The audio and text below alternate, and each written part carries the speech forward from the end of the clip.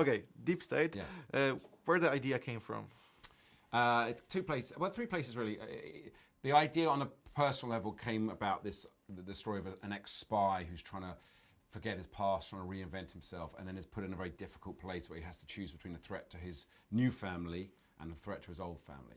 And a personal story of, can a man get a second chance? Can a person make amends for the mistakes in his past? So that was the personal idea. The political idea was about the idea of the spreading of chaos for cash, that there was a construction firm in the United States, engineering and construction firm, that made $40 billion out of the Iraq War. And it got me thinking, like, wow, okay, how do you make those kind of returns?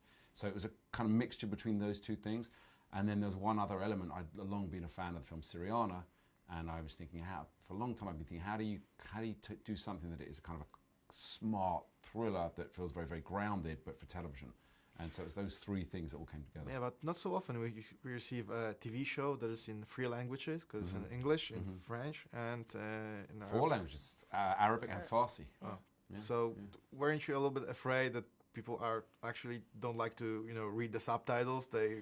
Because the way that we are watching TV right now, it's not that we are sitting in the chair watching it, because we are doing probably million things in the same time. Not good.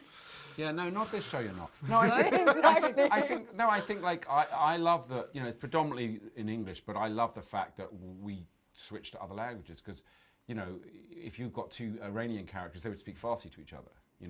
And I think that's part of the show's sort of appeal, that it treats the audience as a smart audience that are capable of following these sort of interesting storylines. It's what David Simon, who's the creator of The Wire, called lean in television. You've got to lean into it. And I think it was a challenge, but I think it makes the show even more exciting. And for you, how was it to play?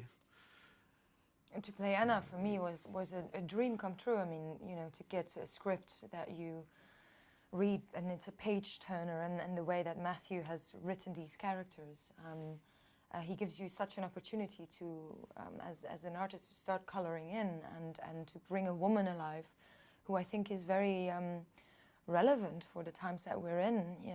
She's a mother. Her whole life comes crashing down.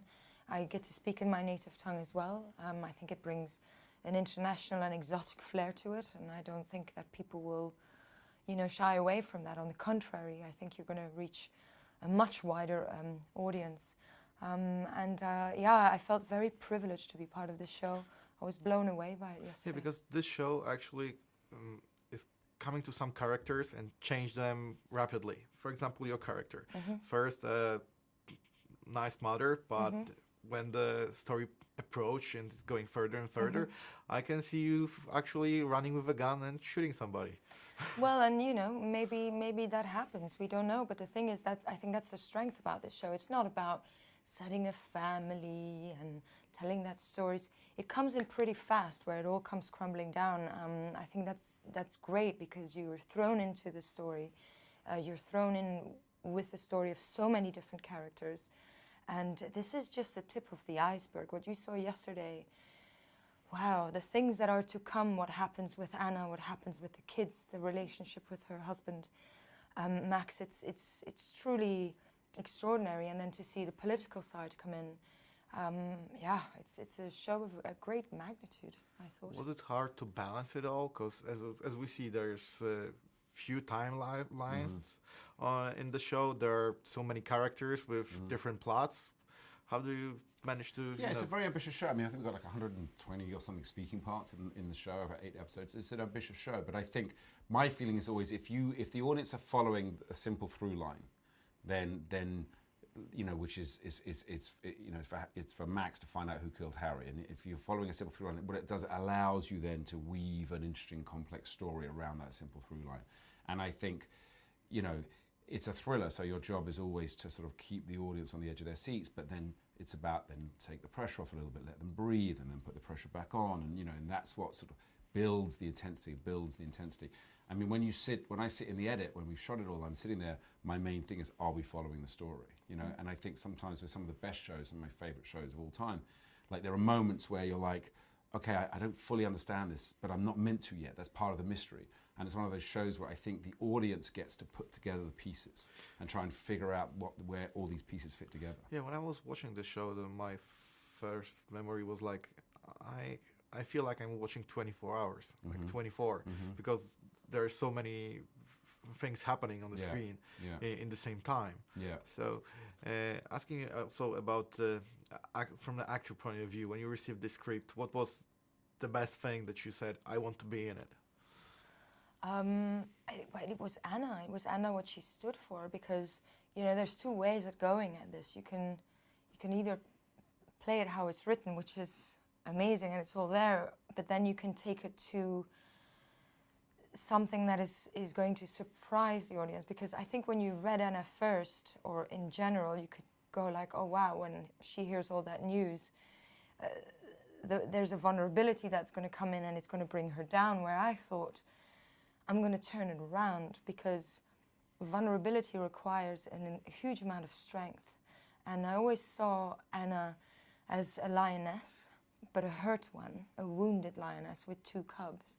And if you get close to that lioness, you better be careful, because she's highly dangerous. She's going to bite your head off. Yes, she will. That's what I wanted to say. For further and further in the story, I see you're more pissed off than the scared or... Oh, yes. You don't want to piss off Lyne. It's not. It does not end well. And as you as a showrunner, do you give your actors some moments that they can bring something to the characters, or you like them to stick to the script? No, it's a collaborative process. I mean, I have in my head a very clear idea of what I want, but it's a collaborative process. There's this amazing scene in episode, I think it's 5, where you have this very powerful scene between Anna and Max, and in my head, the way Anna delivered that dialogue was she was really pissed off and she was angry. And then we were blocking the scene, so we were rehearsing the scene, and Lyne came in and did it in a really kind of quiet, tender way, And I was like, wow, I did not see that coming, but I loved it, and I loved it more than what I had in my head. So you've got to have a plan, but you've also got to be open to the surprises, because it's those surprises that lift it and make it better. Is he telling the truth?